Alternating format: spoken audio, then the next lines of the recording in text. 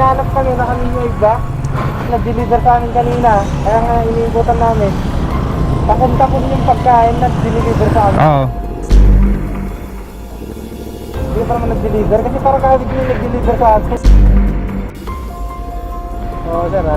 Saan kaya pwedeng magreklamo? Para ikaw yun eh. Nakita ko kayo pero hindi ako yun. Ay, hindi ako. Kaysa kasi magreklamo, eh kukunin ko na lang sana yung bayad. Yung Mabili rin namin ng Jollibee namin. Pinang-pakpak ko, hindi sa akin yun.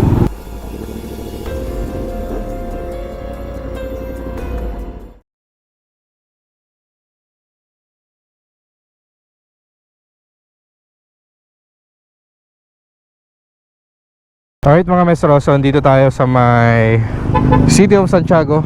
Okay, kasama pa rin natin ang Team HPG, Moto Dario, Bearing Hugutero, Motorack, Chris Motovlog, at syempre si Cap Joel. So dito tayo sa City of Santiago kasi maraming mga riders dito eh, mga delivery riders. So hanap tayo para mabigyan natin ng DC Monorack.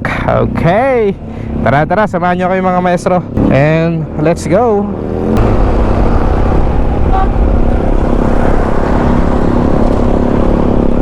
Alright mga maestro, so una sa lahat syempre papasalamat tayo kay Boss Jomar. Boss Jomar ng DC Monorack para sa magbibigay niya ng ating ipamimigay na bracket, no? So nakakatuwa kasi nakarating na dito sa Isabela mga maestro. Kung naaalala nyo pa yung post ko nun mga maestro about sa nireview natin na DC Liquid, sila din may product nun. So challenge kasi niya ako na kapag nakaabot daw ng 1,000 views yung review natin na yon is bibigyan tayo ng DC Monorack. So sa awa ng Diyos, umabot siya ng hindi lang 1,000 views, naka 2,000 views pa ata siya, ano. So eto na yung resulta nun. Actually ako sana yung bibigyan para sa NMAX sana natin kay Maxine, ano. But then ni-request ko na kung po pwede is i-convert na lang sa ibang bracket, kasi ang katumbas nun yung pang NMAX is kung mamimigay tayo ng pang Click, pang Mio, pang Honda Beat, mga ganyan is mga tatlo. Kung saan lumulusot si Cap Joel. Ayun, so going back mga maestro, so gaya yung sinasabi ko, so para sa akin sana yon. But then ni-request ko na kung po pwede is convert na lang sa ibang bracket, ibang motor, bracket ng motor, at ipamimigay natin. Ayan, gusto rin natin makapagpasaya ng riders dito, mga riders dito sa Isabela. At nakikita nga natin yung post ni, or yung mga ginawa ng Team DC Monorack, na namimigay sila. At syempre si Boy P, Boy First Time. Ayan, so nakaka-inspire, no? Yun, kahit na HPG kami, helmet patrol giver, is yun, mamimigay pa rin tayo ng DC Monorack. Alright, and big shout out din kay Easy Ride. Yan, si Easy Ride. At siya rin yung naging dahilan kung bakit tayo may DC Monorack. So siya nag-asikaso din ng shipping papunta dito. Kaya maraming salamat. Ito yung channel niya mga maestro. Yan, bisitahin nyo siya. Bisitahin nyo, tsak po magugustuhan nyo yung mga travel vlogs niya. At ganoon din kay Boss Jomar, no? Meron din siya channel, yan, DC Monorack Vlogs. So ito mga maestro, so try nyo rin bisitahin. For sure magugustuhan ninyo. Ha? May UI ka dyan? Meron. Meron yan, sirahin na natin yan. Ito? Oo. Ito yung prospect natin mga maestro. Meron nakita si Cap Joel, Tok Rider. Kasi may hinahanap kami na kami yung iba. Tok Rider. Oo, kasi may nag-deliver sa amin kanina. Kaya nga iniimputan namin. Takon-takon yung pagkain na deliver sa amin. Oo. Dapat pinitira niyo to. Ha? Dapat pinitira niyo to. Hindi nga, nakalimutan na namin. Yung pagka-deliver niya kasi kailangan okay. Binuksan namin. Takon-takon yung Hindi, tsaka nagmamadali kasi. kami nakain. Mamadali. Wala kami nakain. Nasayang lang yung pagkain na ano na in-order namin. Kasi sayang, hindi. Wala pa po ako nakitang tok-tok rider dito. Wala ka pang deliver bro? Hindi pa naman nag-deliver kasi parang kahit yung nag-deliver sa akin. Pinag-usapan nga namin kanina, parang ito sabi niya sa akin. O parang siya nga. May deliver ako, kwan lang. Nagdaanan yata natin kanina ito eh. Well, nakita ko din kayo, pupunta akong kwan. Oh, yun kanina. Sa pagdadali siya.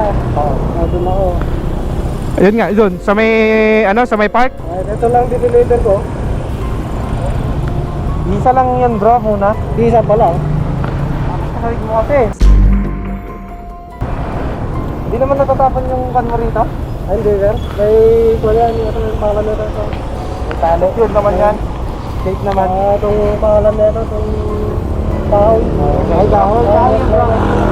Wala, pag wala yan. Wala.Pada rin siya. Pag sumasayad. Pero kung naka-bracket to, may bracket ka, maganda. Mas maganda. Wala kang bracket, bro. Ba't di ka bumili bro ng bracket mo? Wala. Ha? Wala kang pambili. Oo. Ay, ilang buwan ka na bang nag-deliver?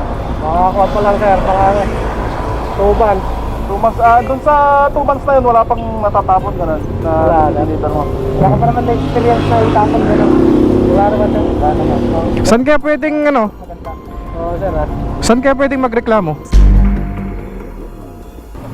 Saan kaya pwedeng magreklamo? Sa ako po, sa operator po niyan, ako. Ba't magkakaiba ba kayo ng operator? Magkakaiba kayo ng operator? Opo. Hindi parang ikaw kasi yun eh. Hindi ba ikaw yan? Patingin lang. Kasi Tingnan na. ng helmet kanina yun eh. Di ako magkakamali, naka-barber's cut yun eh. Oo. Naka-barber's cut, medyo mataba yung mukha. Naka-shade nga ng puti yun eh. Ng para iridium, mga ganun. Saan pa kayo nag-order, sir, kanina? Yan sa may city, paano nga? Yung sa may park. Kaya nakatambay kami kanina doon. Yung Jollibee. Tapon-tapon naman. Tapos na, papunta na nga sa McDo yun eh. Yung order namin. Hindi ba, sure ba hindi ikaw yun, boss? Para ikaw yun eh. Nakita ko kayo, pero hindi ako yun. Ay, hindi ako. Ikaw nga yun siguro. Posible naman. Nakita mo kami. Hindi, kaysa kasi magreklamo, kukunin ko na lang sana yung bayad. Okay. Kukunin namin yung bayad. Dapat, sino po ba nag-order sa inyo? Ako. Makikita po doon sa concert, sa application mo. Ay, application mo dyan. Makikita kung... Makikita rin ba dyan? Hindi, sir, magkakaiba kami. Sige nga, tignan mo nga. Tignan ko lang yung ano, yung kung sino yung ano.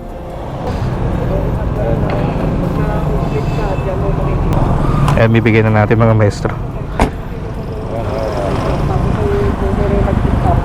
Makikita mo yung picture mo. O sige, hayaan mo na lang yun. Ganito na lang. Di ba dapat may bracket yan ano?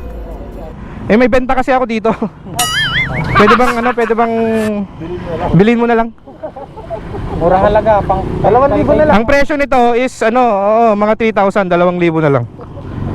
Yung Para mabili rin namin ng Jollibee namin. Yun ang taktak ko. Hindi sa akin yun. Ano Ako ba, sir? para Mas wala pa akong inita dito eh. ganon. Kung bibigay namin ng libre, okay sa'yo? Kung bibigay namin ng libre, pwede na?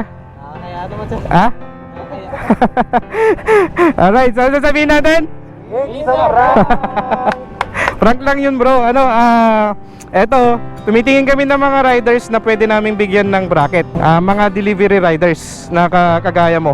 Di ba nabanggit mo kanina, mahirap sumasaya din minsan. So dapat talaga pag mga ganito may bracket, di ba Kap? Oo, siyempre. Kailangan natin yan, DC Monorack. Yan. So eto, bigay ng DC Monorack. Narinig mo na ba ito, DC Monorack? Sa sir, sa Facebook. Ayun, sa Facebook, yun. So, DC Monorack. Patungan mo ng ganito, Oo. 30 na kilo, okay lang, kaya-kaya niya. Matibay ito. Merong review sa Facebook na tumuntong yung 200 pounds yata yun. O sobra pa pero kayang-kaya. So eto para sa ito bro. Makakatulong ito sa pagdi-deliver mo. Ayos ba? Okay, sige. Maganda pa kasi dito ang DC Monorack lifetime warranty. No? Ibig sabihin pag nasira yan, pwede nang palitan yan. Walang bayad yun, libreng-libre. Di ba? Oo, kahit bigay natin. Ayan. Deliver mo kapag ka naka-DC Monorack ka. Hindi na alug-alug yan. May kahoy daw yan eh. Yung plywood sir eh. Plywood. Ayun. So para mas safe. Maganda. Mm. Ayun, sige. Sige, sir. Pakpak rider. Taga dito ka, sir? San Mateo po. San Mateo ka ba? Ano pangalan mo pala? Genesis to. Genesis. Kamusta ang buhay ng delivery rider? Mahirap? Lalo pag mainit at umuulan tuloy pa rin. Malaki ba? Sakto lang or mababa? Minsan sa isang araw, isa lang. Ay, ganun? Isang booking lang. Siyempre po lugi din ako. Ang papaload tapos yung gasolina. Sira, walang natitira. Pagkain mo? Wala, hindi ako kumakain dyan. Lako, bakit ay?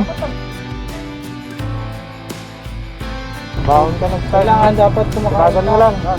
Oo. Ayun, so tuloy-tuloy lang, no? Saludo kami talaga sa mga delivery rider. Ano, naghintay ka ng ano mo dito, ng booking? Okay. Ayan. Sige bro, ingat lagi ha. Ingat lagi. Naniniwala ka ba? Naniniwala ka kanina sa sinabi namin? Naniniwala daw ka. Nakaminit lang. Ginawa po ako yun. Ayan. Sige, ingat lagi. Right. So yun mga maestro, ayan, kapagpasaya ulit tayo ng isang rider, delivery rider. Siyempre idolo natin yung mga yan eh. Sinasaluduhan natin yung mga yan at hindi nga, sabi ko nga, hindi lagi kong sinasabi, hindi ganun kadali yung trabaho nila. Okay, big shoutout muli, maraming salamat kay Easy Ride. Siyempre kay Boss DC Monorack para sa pinamimigay nating DC Monorack na bracket dito sa Isabela. Alright, so yun lang mga maestro, hanggang sa muli. Maraming salamat sa pagsama sa aming biyahe, and as always, ride safe, keep doing good. Peace out.